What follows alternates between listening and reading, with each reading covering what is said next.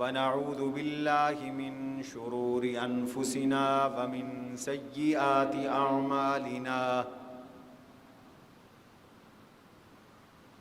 من يهده الله فلا مضل له ومن يضلله فلا هادي له ونشهد أن لا إله إلا الله وحده لا شريك له ونشهد أن سيدنا ومولانا محمدًا عبده ورسوله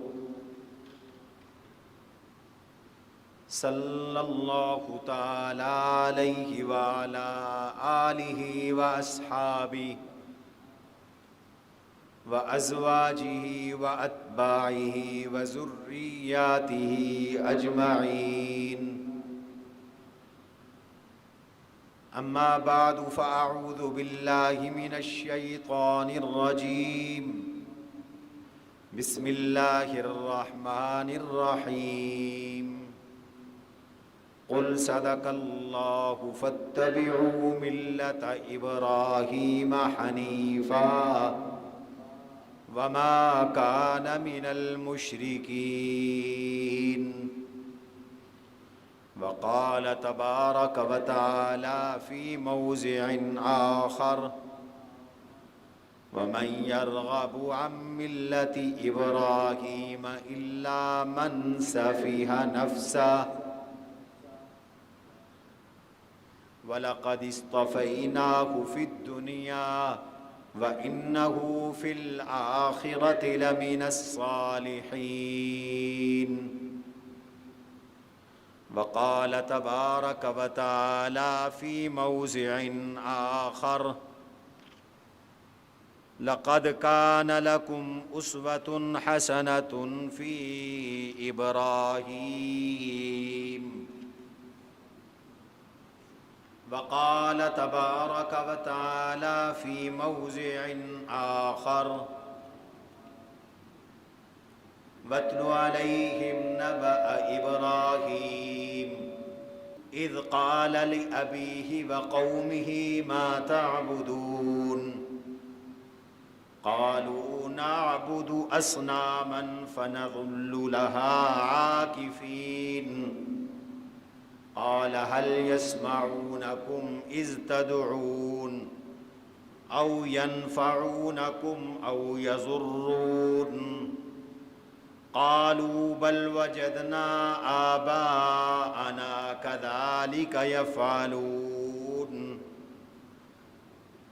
قال أفرأيتم ما كنتم تعبدون أنتم وآباؤكم الأقدمون فإنهم عدو لي إلا رب العالمين الذي خلقني فهو يهدين والذي هو يطعمني ويسقين وإذا مرضت فهو يشفين والذي يميتني ثم يحيين والذي أطمع أن يغفر لي خطيئتي يوم الدين رب هب لي حكما وألحقني بالصالحين واجعل لي لسان صدق في الآخرين واجعلني من ورثة جنة النعيم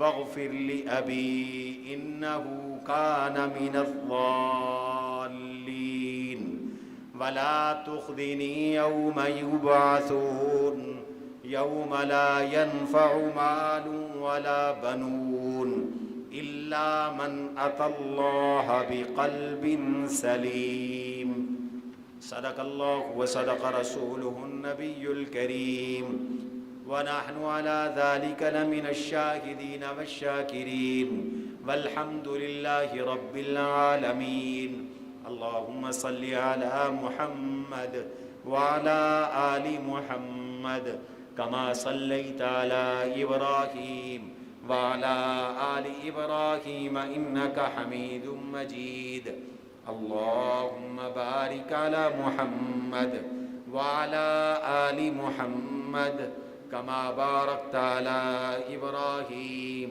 وعلى آل إبراهيم إنك حميد مجيد أستغفر الله ربي من كل ذنب وأتوب إليه أستغفر الله ربي من كل ذنب وأتوب إليه أستغفر الله الذي لا إله إلا هو الحي القيوم وأتوب إليه. گرامی قدر سامعین محترم، عزیزان مکرم، بزرگوں، دوستوں، عزیزوں، بھائیوں، ہمارے مخدوم دوست قاری محمد نواز صاحب زیدہ مجدکم، اللہ تعالی جمعے کے اس مبارک دن میں ہم سب کی حاضری اپنی بارگاہ میں قبول اور منظور فرمائے.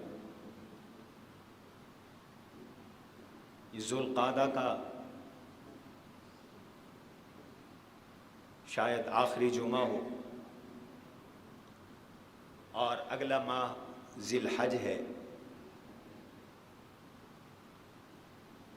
ذوالقعدہ اور ذی الحج ان دو مہینوں کو دو فضیلتیں حاصل ہیں. پہلی فضیلت تو یہ حاصل ہے کہ یہ دونوں مہینے اشہر حرم میں سے ہیں. اللہ تعالی نے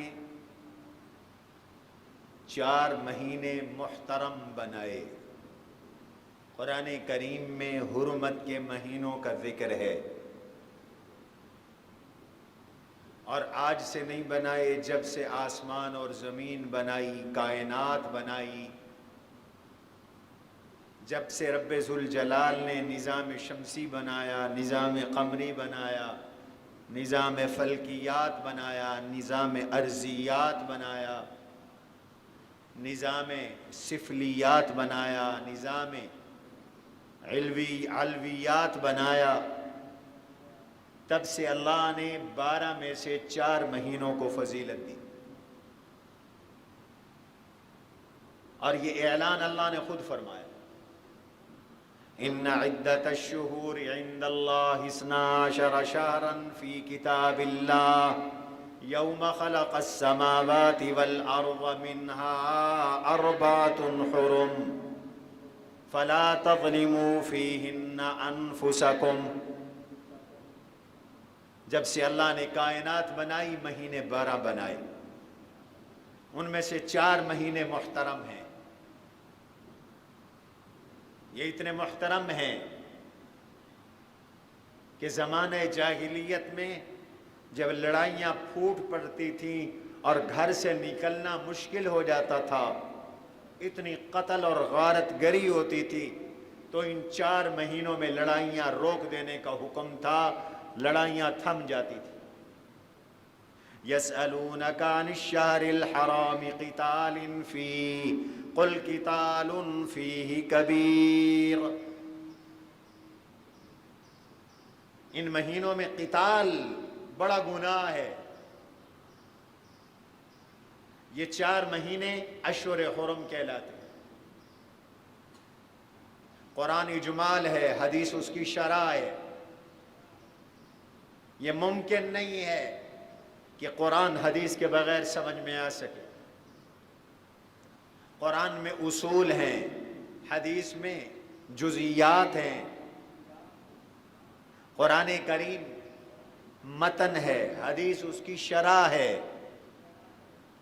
قرآن میں اختصار ہے، حدیث میں تفصیل ہے. اس لیے اللہ نے قرآن بھی بھیجا، قرآن سمجھانے والا رسول بھی بھیجا، قرآن سمجھانے والا نبی بھی بھیجا. آج کچھ قرآن کے منکر ہیں، وہ کہتے ہیں ہم قرآن کو نہیں مانتے، بزرگوں کو مانیں گے، ولیوں کو مانیں گے، پیروں کو مانیں گے. بزرگ تب بزرگ بنتا ہے جب قرآن والا ہو، نبی کی نبوت کا اعلان بھی قرآن کرتا ہے. نبیوں کی نبوت، رسولوں کی رسالت قرآن سے ثابت ہے۔ جو قرآن کا منکر ہے وہ بے دین ہے، بے اصل ہے، بد اصل ہے، اس کا اسلام سے کوئی تعلق نہیں۔ ہمارا سب کچھ قرآن ہے۔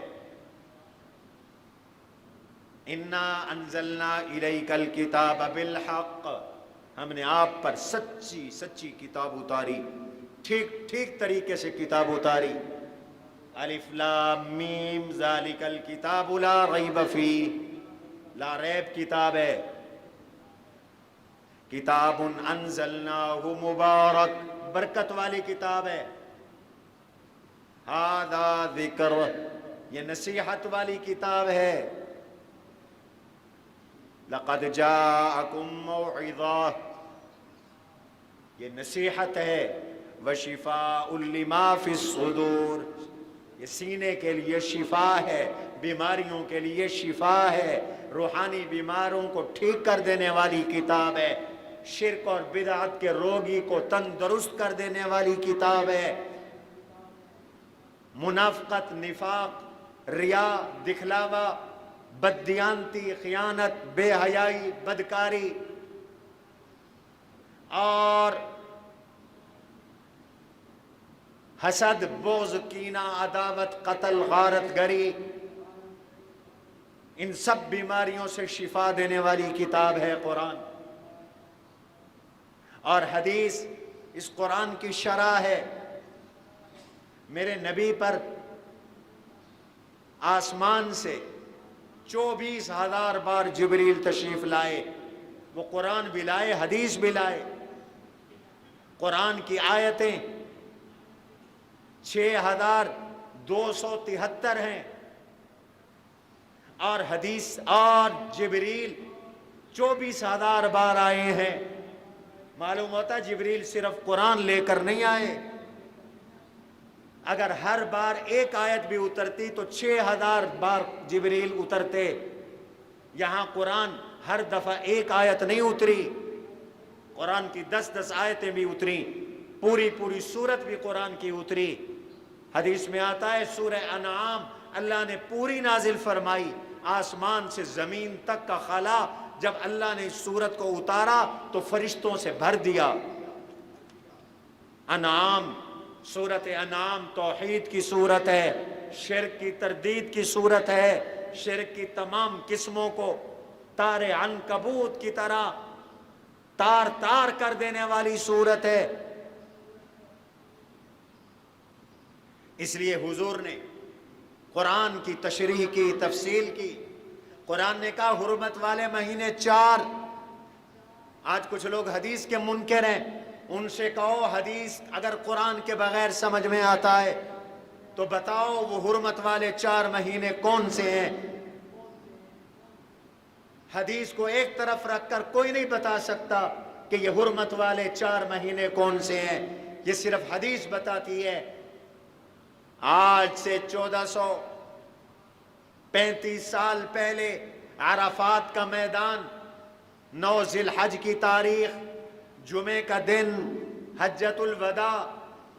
میں نے گزشتہ جمعے اپنے پیارے نبی کا پیارا حج آپ کے سامنے پیش کیا تھا کہ حضور نے حج کیسے فرمایا۔ حجۃ الوداع کا موقع میرے نبی نے قصوہ اونٹنی پہ چڑھ کر 1.25 لاکھ صحابہ قدسی نفوس میں خطبہ حجۃ الوداع ارشاد فرمایا۔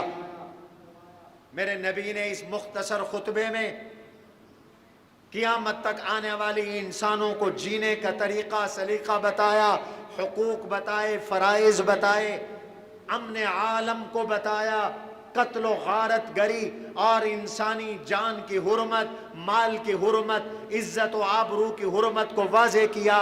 میرے آقا نے 1.25 لاکھ صحابہ کو گواہ بنا کر اللہ کی دین کی تبلیغ کی بات کی اور اپنے تبلیغ کا حق ادا کرنے کا اقرار کروایا۔ وہاں میرے نبی نے یہ بھی بتایا کہ حرمت والے مہینے کون سے ہیں۔ رسول اللہ صلی اللہ علیہ وسلم نے صحابہ کے 1.25 لاکھ صحابہ کے مجمع میں حرمت والے مہینوں کا تذکرہ کیا۔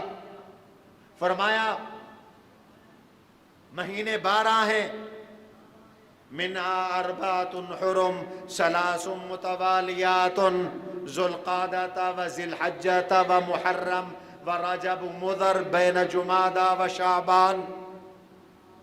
یہ حرمت والے 4 مہینے 3 مہینے لگاتار ہیں، ذو القعدہ، ذی الحجہ، محرم اور مضر والا رجب. یہ رجب الگ ہے، 3 لگاتار ہے. آج مسلمانوں کے بچوں کو قرآن نہیں آتا، مسلمانوں کے بچوں کو چاند والے مہینوں کے نام نہیں آتے،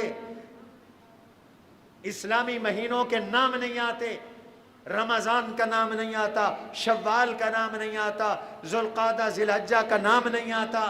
اپنی نسلوں کو یہ مہینے یاد کرواؤ. اللہ نے کہا مہینے 12، شریعت کے احکام کا مدار چاند کے مہینوں پر ہے، قمری سال پر ہے. یاد رکھو زکوٰۃ فرض ہے قمری سال کے اعتبار سے، جنوری فروری کے اعتبار سے زکوٰۃ فرض نہیں ہے.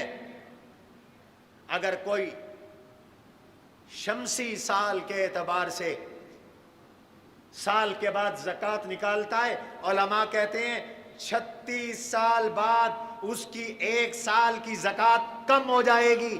وہ 1 سال کی زکوٰۃ چھوڑ بیٹھے گا، اس کی 1 سال کی زکوٰۃ شارٹ ہو جائے گی. کیوں؟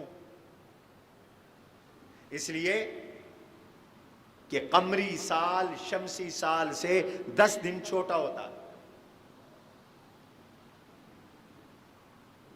تو جب 36 سال گزر جائیں گے تو 360 دن کم ہو جائیں گے.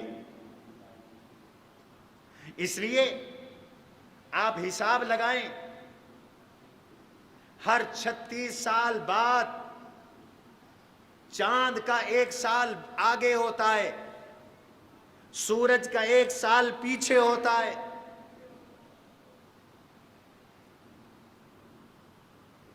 آپ اپنی عمر نکال لو. آپ 1970 میں پیدا ہوئے،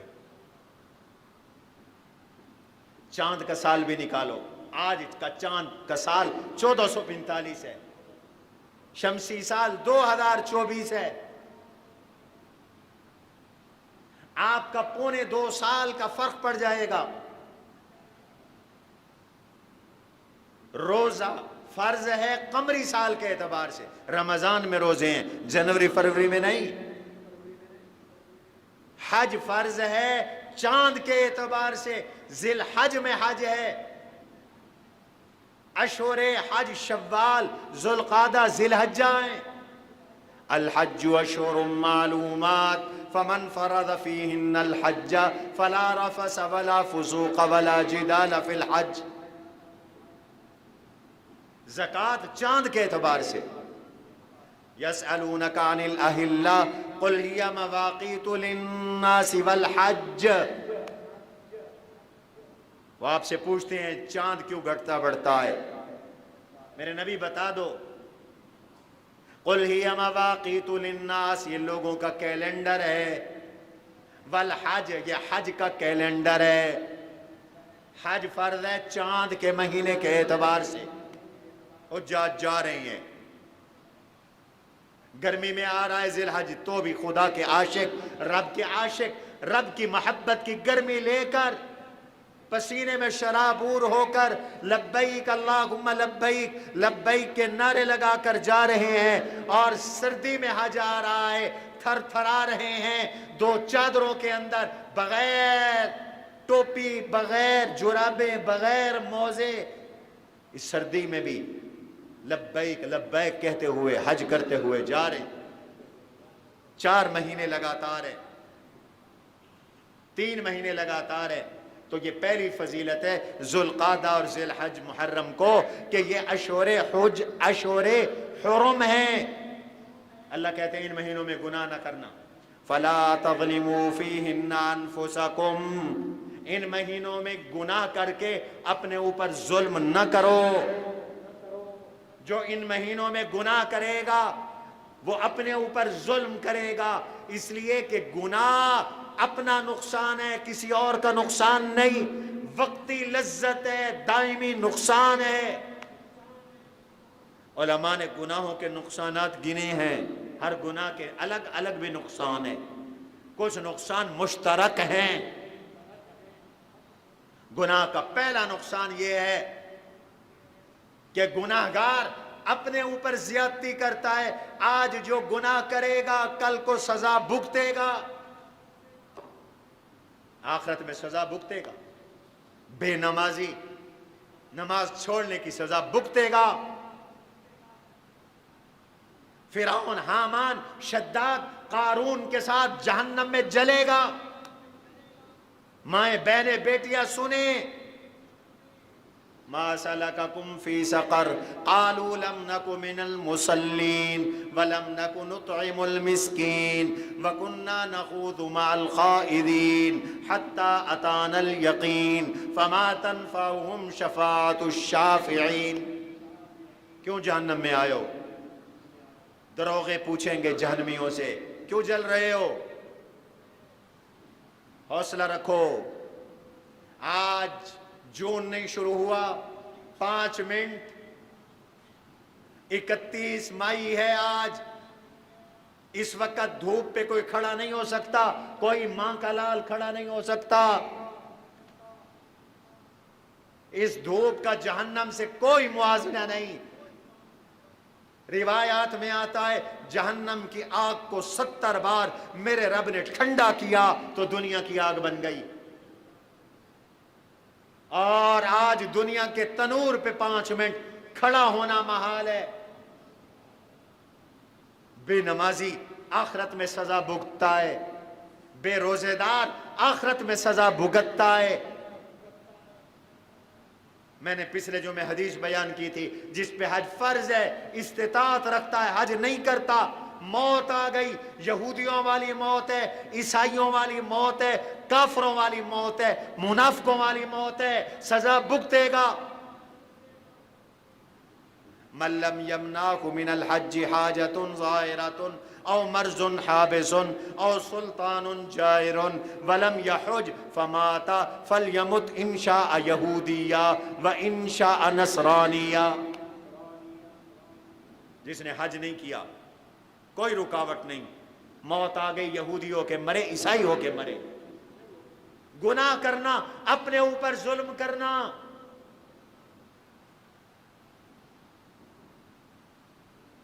اور آخرت کے اندر یاد رکھو ہر عمل سامنے آ جائے گا، چھپا ہوا عمل بھی سامنے آ جائے گا۔ قرآن کہتا ہے وَوَجَدُوا مَا عَمِلُوا حَاضِرًا۔ کوئی رات کی تاریکی میں بدکاری کر رہا ہے، اللہ بدکاری کو وجود بخشے گا، بدکاری سامنے ہوگی۔ کوئی زکوٰۃ مال کی ادا نہیں کر رہا، یہ پلید مال ہے، منحوس مال ہے، جس کی زکوٰۃ نہیں دی گئی۔ قرآن خود بتاتا ہے یہ مال قیامت میں آئے گا لیکن سانپ میں بدل جائے گا، آگ کی سلاخوں میں بدل جائے گا۔ والذین یکنزون الذہب والفضة ولا ينفقونها فی سبیل اللہ فبشرهم بعذاب علیم۔ جو پیسہ جمع کرتے ہیں، زکوٰۃ نہیں دیتے، رب کہتا ہے ان کو دردناک عذاب کی خوشخبری سنا دو۔ اللہ کیا ہوگا؟ یوم یحمى علیہا فی نار جہنم فتقوی بہا جباہہم وظہورہم وجنوبہم ھذا ما کنزتم لانفسکم فذوقوا ما کنتم تکنزون۔ اللہ جہنم کی آگ سے سلائی نکالیں گے، چہرے کو داغیں گے، پیٹھ کو داغیں گے، پہلو کو داغیں گے۔ حدیث میں آتا ہے اللہ پہلو میں ایک طرف رکھیں گے، دوسری طرف سے سلاخ نکل جائے گی، پیٹھ پہ رکھیں گے، آگے سینے سے نکل جائے گی، اور یہ مال آئے گا سانپ بن کر، اللہ اس کے گلے میں ڈالیں گے اور مال گلے میں لپٹ جائے گا، اور اس سرمایہ دار، جاگیردار، دولت مند، اس پیسے والے تاجر، بزنس مین کی گردن میں اللہ یہ مال سانپ بنا کے ڈالیں گے۔ فَيَأْخُذُ بِشَدَقَيْهِ وَيَقُولُ أَنَا مَالُكَ وَأَنَا كَنْزُكَ، اس کی باچھیں پکڑ کر یہ سانپ کھینچے گا اور باچھیں چیر کے رکھ دے گا اور کہے گا انا مالک و انا کنزک، میں تیرا مال ہوں، میں تیرا بزنس ہوں، میں تیرا بینک بیلنس ہوں، میں تیری دولت کیش ہوں، میں تیرے ایسٹ سرمایہ ہوں، تو نے میری زکوٰۃ نہیں نکالی تھی، آج اللہ نے مجھے سانپ کی شکل میں بدل دیا ہے۔ بابا عمل آئیں گے قیامت کے دن سامنے۔ علامہ انور شاہ کشمیری رحمت اللہ علیہ نے فیض الباری بخاری کی شرح میں لکھا ہے، ہر عمل شکل بدل کر سامنے ہوگا، نیت ظاہر ہوگی، عمل چھپا ہوگا۔ آج نیت چھپی ہوئی ہے، کوئی نہیں پتا میں مسجد میں کیا کرنے آیا ہوں، میں کیوں تقریر کر رہا ہوں، آپ کو نہیں پتا، میرے دل میں ہے میں واہ واہ کروانے کے لیے تقریر کر رہا ہوں، فیس لینے کے لیے تقریر کر رہا ہوں، یا تبلیغ اور اللہ کی رضا کے لیے تقریر کر رہا ہوں، آپ نہیں جانتے میرے دل میں ہے۔ آپ مسجد میں کیوں آئے، آپ کے دل میں ہے، میرے دل میں کوئی نہیں، میں نہیں جانتا، لیکن کل قیامت کا دن ہوگا، میری تقریر چھپ جائے گی، نیت سب کے سامنے آئے گی، آپ کا آنا عمل چھپ جائے گا، نماز چھپ جائے گی، لیکن نیت سب کے سامنے ہوگی۔ چھپی ہوئی نیتیں کھل جائیں گی۔ یوم تبلی السرائر، قرآن کہتا ہے راز راز نہیں رہیں گے، راز بھی اللہ ظاہر کر دیں گے۔ اس لیے ہر عمل سے پہلے اخلاص اختیار کرو، نیت اچھی رکھو۔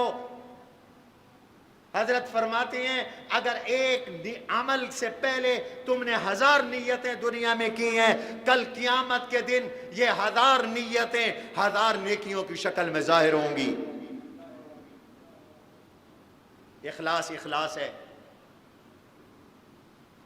نماز بھی ظاہر ہوگی، نماز قیامت کے دن میری آپ کی نماز رکوع سجدے کی شکل میں نہیں ہوگی، میری آپ کی نماز خوبصورت حور کی شکل میں ہوگی۔ ایک روایت میں آتا ہے نمازی آدمی قبر سے اٹھے گا، جیسے ہی قبر سے نکلے گا قیامت کے دن، قبر سے اٹھنا برحق ہے، کہو قیامت حق ہے، قیامت حق ہے۔ مسلمان اور کافر کا یہی فرق ہے، کافر قیامت کا منکر ہے، مسلمان قیامت پر ایمان رکھتا ہے۔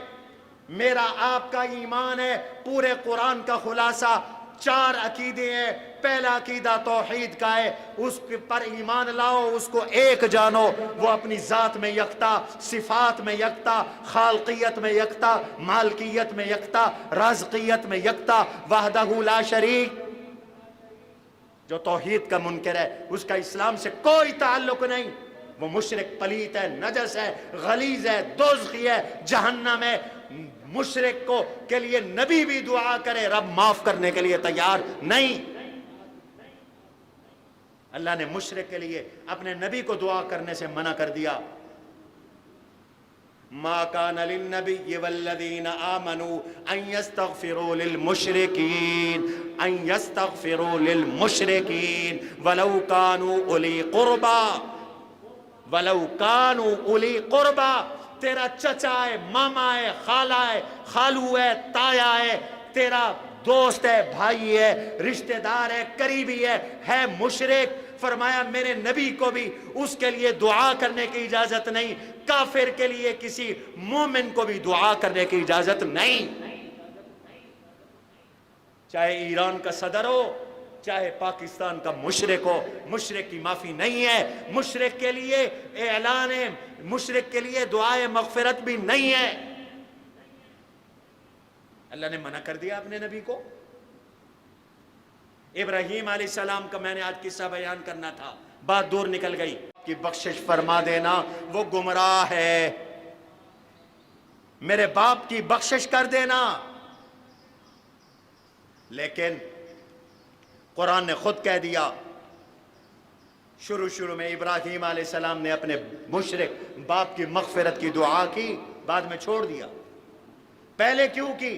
ما کان استغفار ابراہیم لابیہ الا عن موعدۃ وعدها ایاہ فلما تبین له انہ عدو للہ تبرأ منہ.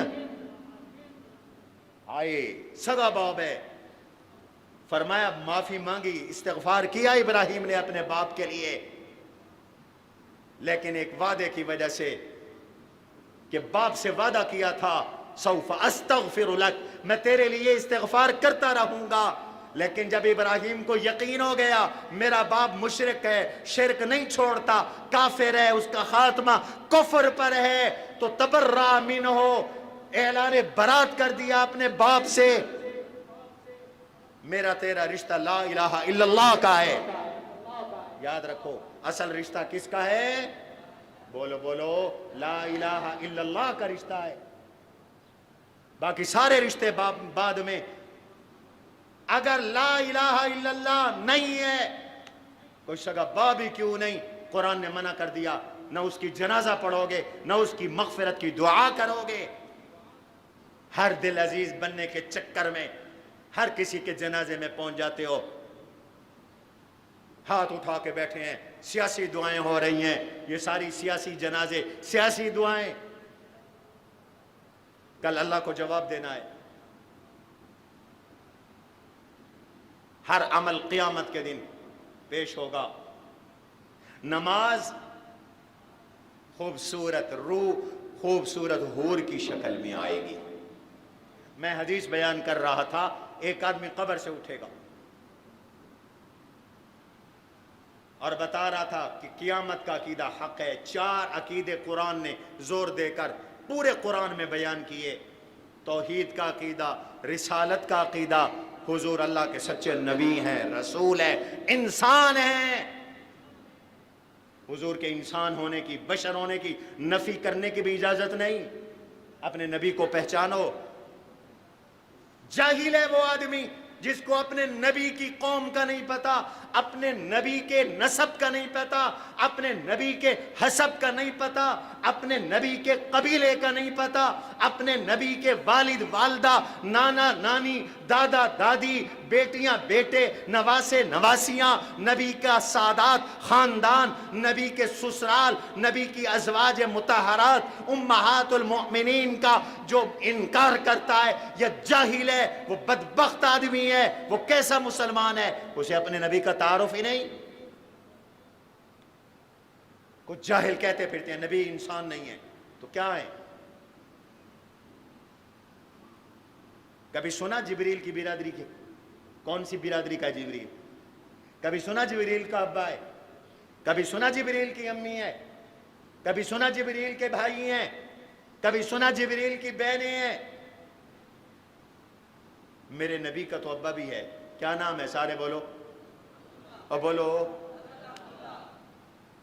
یہاں کئی بچے بیٹھے ہوں گے، آپ کو کھڑے ہو کر حضور کا پورا نسب سنا دیں گے.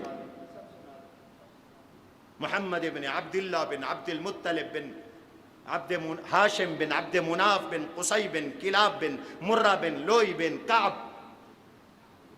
حضور کا ایک سلسلہ نسب ہے. حضور کی والدہ کا ایک سلسلہ نسب ہے، خدیجہ بنت وہب. اللہ کے نبی کے چچے ہیں 11، پھوپھیاں ہیں 4. میرے نبی کے 3 صاحبزادے، میں نے تینوں کی سیرت آپ کو جمعے میں سنائی. 4 صاحبزادیاں، میں نے نبی کی 4 صاحبزادیوں کی سیرت آپ کو سنائی. حضرت زینب، رقیہ، ام کلثوم، فاطمۃ الزہرا، آل بیت، میں نے ایک آل بیت کی سیرت سنائی. انشاءاللہ حج کے بعد میں سناؤں گا حضرت حسن کی سیرت، حضرت حسین کی سیرت. بتاؤ جس کے چچے ہو، مامے ہوں، ابا ہو، اماں ہو، بھائی ہوں، رضائی بہنیں ہوں، رضائی بھائی ہوں، جس کا خاندان ہو قریشی قبیلے کا ہو اور حسبن نسبن وہ قریشی ہو، میں آپ سے پوچھتا ہوں وہ انسان ہے کہ نہیں؟ وہ انسانوں کا سرتاج ہے، وہ انسانوں کا، پورے انسانوں کا سردار ہے. اس کی انسانیت اور بشریت کا کیسے انکار کرتے ہو؟ نبی بشر نہ کہو، نبی کو انسان نہ کہو. ہاں بشر ہیں پر عام بشر جیسے نہیں. ہائے ہائے, سمجھانے والوں نے بڑا پیار سے سمجھایا. محمد بشر لا کالبشری کالیاقوت حجر لا کالحجری. محمد بشر, محمد بشر ہے پر میرے آپ جیسے نہیں. کل یاقوت حجر, جیسے یاقوت ایک پتھر ہے, لیکن لا کل حجری, عام پہاڑوں کے پتھروں جیسا نہیں. جیسے یاقوت اور عام پتھر میں زمین آسمان کا فرق ہے, ایسے محمد عربی کی انگلی کی ایک جھلک, اس کی شان کا مقابلہ پوری کائنات کے بشر بھی نہیں کر سکتے. یہ عقیدہ ہے. ذات کے اعتبار سے بشر ہیں, جنس کے اعتبار سے بشر ہیں, لیکن صفت کے اعتبار سے صرف نور نہیں, سراج منیرہ ہے, نور علی نور ہے. قیامت حق ہے, رسالت کا عقیدہ حق ہے. چوتھا عقیدہ ہے صداقت قرآن, قرآن سچا ہے, قرآن کا ہر حکم سچا. تمہیں سمجھ میں آئے تو بھی مانو, تمہیں سمجھ میں نہ آئے تو بھی مانو. یونیورسٹی میں پڑھنے والے اپنے بیٹوں بیٹیوں کو سمجھاؤ, آج لبرلزم فاشسٹزم کا دور ہے, بے حیائی کا دور ہے, بد کلامی کا دور ہے, بدگوئی کا دور ہے. یورپ سے مغرب سے فلسفہ امپورٹ کیا جاتا ہے, درآمد کیا جاتا ہے, نوجوان لڑکے لڑکیوں کو قرآن کا باغی بنانے کے لیے, رسول کا باغی بنانے کے لیے. یہ کیسے ہے؟ یہ جی قرآن نے عورت کی گواہی آدھی کیوں قرار دی, وراثت آدھی کیوں دی؟ انکار نہ کرنا, کافر ہو جاؤ گے. قرآن کی صداقت پہ ایمان رکھنا ایمان کے لیے ضروری. تجھے نہیں سمجھ میں آئی, آ تو جامعہ فاروقیہ دارالافتاء میں تجھے مفتی سمجھائیں گے کہ اللہ کے اس حکم کی حکمت کیا ہے. اس حکمت کو سمجھنے کے لیے نبی کے علم کی ضرورت ہے. یہ یورپ کی بے حیائی کی ثقافت سے قرآن کی حکمتیں سمجھ میں نہیں آتی. پاک قرآن کو پاک ذہن کے ساتھ سمجھ, پاک قرآن پلید ذہنیت کے ساتھ سمجھ میں نہیں آ سکتا. پوری رات فلمیں, ڈرامے, ڈانس, ناچ, ننگی فلمیں اور زنا بدکاری کے مناظر دیکھنے والا آج قرآن پہ اعتراض کرتا ہے. شرم نہیں آتی؟ آ کے سمجھو, ہم سمجھائیں گے حکمت کیا ہے. یہ چار عقیدے اصل الاصول ہے. اصل یہ تین ہے, توحید, رسالت, قیامت. قیامت حق ہے, مرنے کے بعد اٹھنا ہے. جس طرح اللہ پہ ایمان لانا ضروری ہے, ایسے قیامت پہ ایمان لانا ضروری ہے. مکہ کے کافر قیامت کو نہیں مانتے تھے. قرآن کی 86-87 صورتیں ہیں, جتنی مکی صورتیں ہیں سب میں توحید کا بھی ذکر ہے, قیامت کا بھی ذکر ہے. اٹھا کے دیکھو ان صورتوں کو, ہر صورت میں قیامت کا ذکر ہے یا توحید کا ذکر ہے. توحید سے قیامت ثابت ہوتی ہے, قیامت کے عقیدے سے رب کی قدرت اور توحید ثابت ہوتی ہے. القاریہ ما القاریہ وما ادراک ما القاریہ والوزن یومئذ الحق ان الساعة لآتیہ. قیامت آ رہی ہے. ان الساعة لآتیہ یسألونک عن الساعة ایان مرساها فیم انت من ذکراها الى ربک منتہاها یوم ترونها تذهل كل مرضعة عما ارضعت وتضع ذات حمل حملها وترى الناس سكارى وما هم بسكارى ولكن عذاب الله شديد اذا الشمس كورت واذا النجوم انكدرت واذا الجبال سيرت اذا السماء انفطرت. یہ سب قیامت کا بیان ہے. اللہ نے قیامت کو بتایا ہے. قیامت حق ہے, مرنا ہے, مر کر اٹھنا ہے. مکہ کے کافروں کا یہی اعتراض تھا, یہ کیسے ہو سکتا ہے کہ مر جائیں, مٹی مٹی ہو جائیں, پھر زندہ ہوں. من یحیی العظام وہی رمیم امیہ قبرستان گیا، ایک بوسیدہ ہڈی اٹھا کے لے آیا، نبی کے سامنے آیا اور حضور کے سامنے ہڈی کو یہاں رکھا، اپنی ہتھیلی میں رکھ کر یوں مسل دیا، چورا چورا ہو گئی۔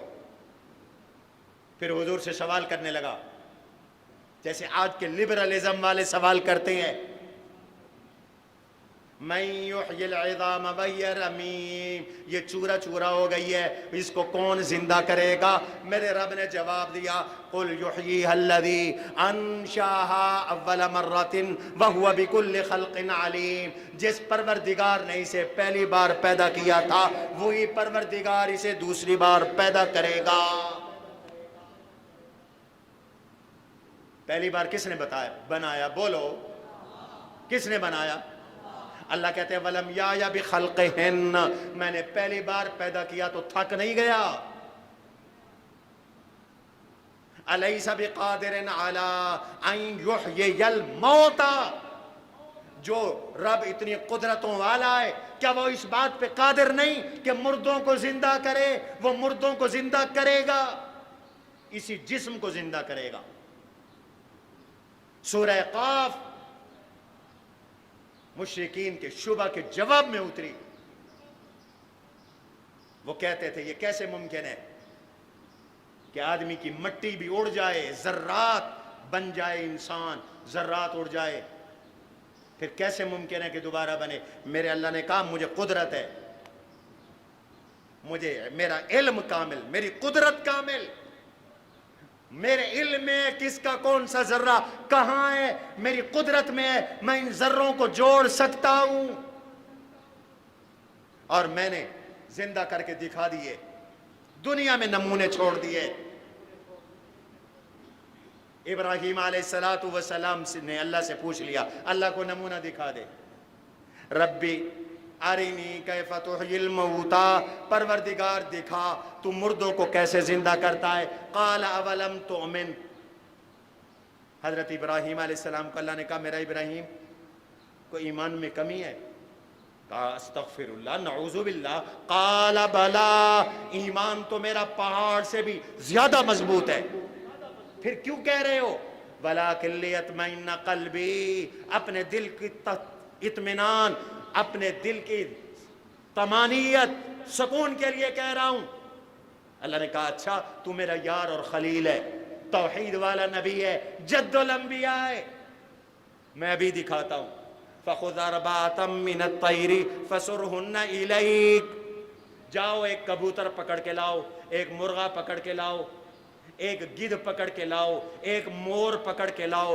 فَخُذْ أَرْبَعَةً مِّنَ الطَّيْرِ، 4 پرندے پکڑ کے لاؤ، فَصُرْهُنَّ إِلَيْكَ، پھر اپنے ساتھ مانوس کر لو۔ پرندے مانوس ہو جاتے ہیں نا، ایک کبوتر باز ایسے آواز دیتا ہے، اڑتا ہوا کبوتر واپس آ جاتا ہے۔ مانوس کیا ابراہیم علیہ السلام نے، اب حکم دیا ان کو ذبح کرو، ان کا گوشت بناؤ، گوشت کا قیمہ کر دو، قیمے کو مکس کر دو، اور یہ سارا مکس کر کے پھر فَجَعَلْ عَلَىٰ كُلِّ جَبَلٍ مِّنْهُنَّ جُزْءًا، پھر اکٹھے بھی نہ رکھو، پہاڑوں پر ذرا پھیلا دو، تھوڑا سا اس پہاڑ پہ، تھوڑا سا اس پہاڑ پہ، تھوڑا سا اس پہاڑ پہ، تھوڑا سا اس پہاڑ پہ، ثُمَّ ادْعُوهُنَّ، پھر ان کو بلاؤ، ہاں پھر ان کو بلاؤ۔ ابراہیم علیہ السلام نے ذبح کر دیا، قیمہ کر دیا، مکس کر دیا، پہاڑوں پہ پھیلا دیا، پھر بلایا۔ کہتے ہیں نبی قبر میں مردہ ہے، سلام نہیں سنتا۔ ابراہیم علیہ السلام نے یہاں پرندوں کو آواز دی ہے، مردہ پرندوں نے بھی سن لیا۔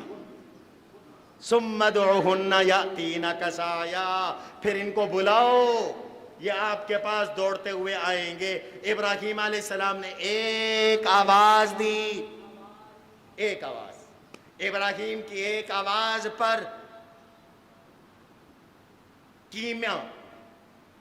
قیمے کے ذرات، ہر پرندے کا ذرہ اپنی اپنی جگہ سے اٹھا یہ ذرے جڑتے چلے گئے، یہ مور بن گیا، یہ کبوتر بن گیا، یہ گدھ بن گئی. اللہ اکبر. یہ 4 پرندے دوبارہ سے جڑ گئے. اللہ نے فرمایا دیکھ میرا ابراہیم، میں مردوں کو ایسے زندہ کروں گا. حضرت خضر علیہ السلام، حضرت عزیر علیہ السلام، انہیں تسلی کی ضرورت پڑ گئی. کیف تحیی ہذہ اللہ بعد موتها. یہی غزہ تھا، یہی فلسطین. ظالموں نے تاخت و تاراج کر دیا تھا، جیسے آج کوئی گھر سلامت نہیں. کھنڈر بن گیا.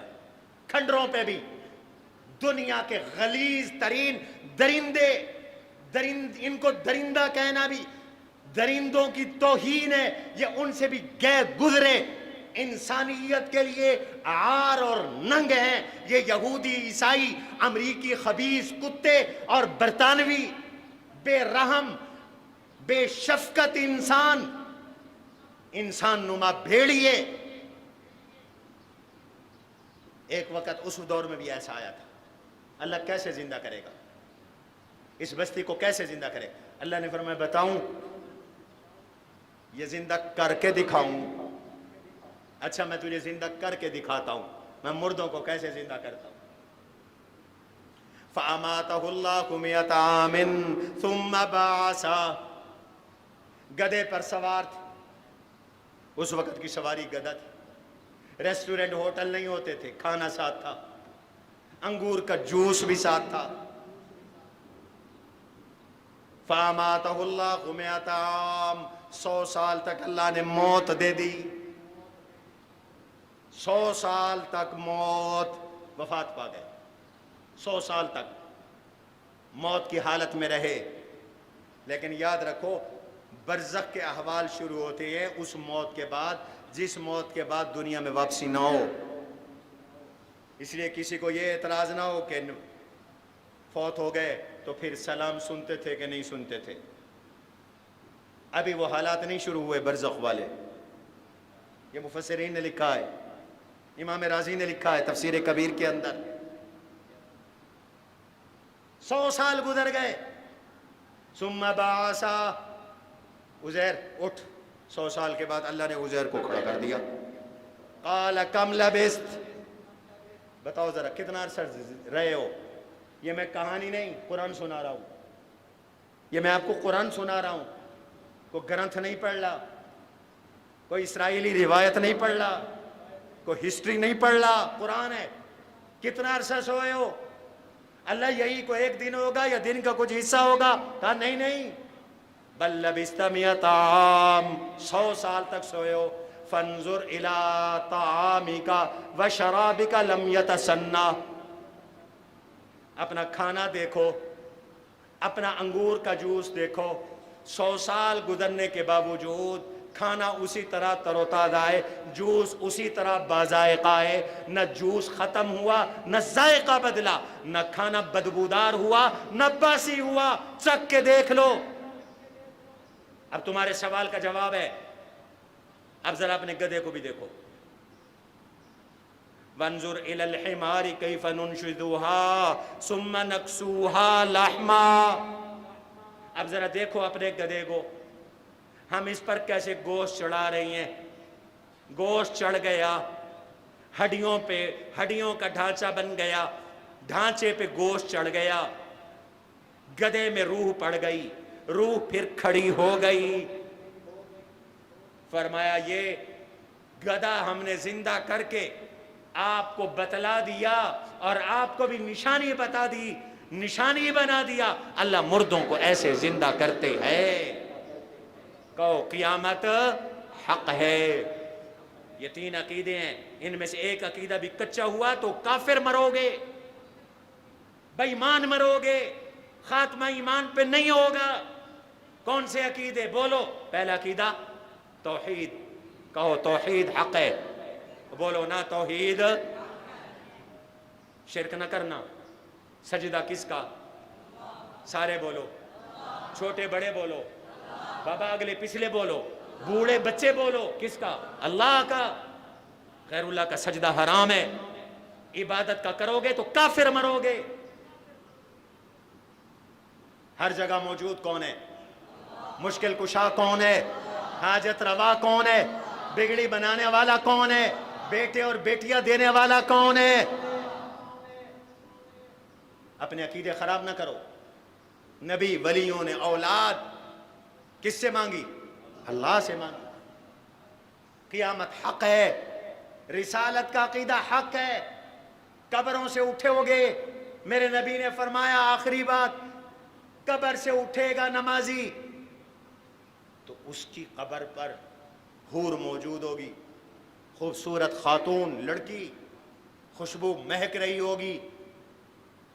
آج کی یہ پرفیوموں کی کیا خوشبو ہے جو جنت کی خوشبو ہوگی؟ جنت کی حور، میرے نبی نے فرمایا اگر یہ حور دنیا میں جھانک دے، انگلی دکھا دے، پوری دنیا میں خوشبو پھیل جائے، پوری کائنات خوشبو سے معطر ہو جائے۔ اللہ اکبر۔ یہ پوچھے گا بی بی تو کون ہے؟ اتنا تیرا حسن، اتنی تیری خوشبو، اتنی تیری جوانی، اتنا تیرا لباس، پیارا پیارا لباس، تو کون ہے؟ میری قبر پہ کھڑی ہوئی ہے۔ وہ کہے گا گھبرا نہیں، میں تیری نماز ہوں۔ اللہ نماز کو حور کی شکل دیں گے۔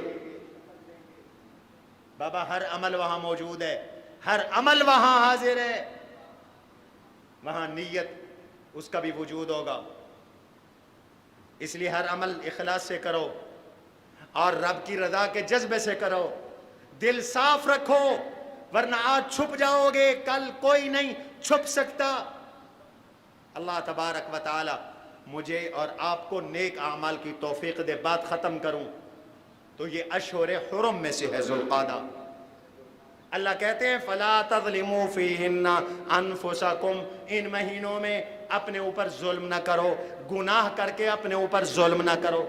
گناہ کرو گے تو اپنے اوپر ظلم کرو گے، کل پکڑے جاؤ گے۔ آج دنیا میں بھی نحوست پڑے گی۔ بابا بعض گناہ ایسے ہیں جن کی نحوست دنیا میں پڑتی ہے، رزق رب چھین لیتا ہے، اولاد نافرمان، بیوی باغی بن جاتی ہے، لوگ مخالف ہو جاتے ہیں، رشتہ دار دشمن بن جاتے ہیں، دھوکے ہوتے ہیں۔ یہ گناہوں کی نحوست ہوتی ہے۔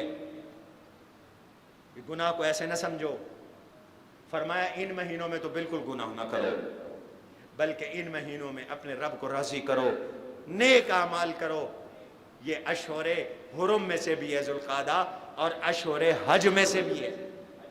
اس مہینے میں احرام پہنا جاتا ہے، شوال، ذوالقعدہ، ذی الحج کے 10 دن۔ تو یہ مبارک مہینے، مبارک دن، اللہ ہم سب کو ان دنوں کی قدر کی توفیق نصیب فرمائے۔ سبحان ربک رب العزت عما یصفون وسلام المرسلین والحمد للہ رب العالمین۔ یہ نیا رسالہ آیا ہے۔ قد عظمت فللأمجاد بانيها ومن يسعى إلى العليا بما فيه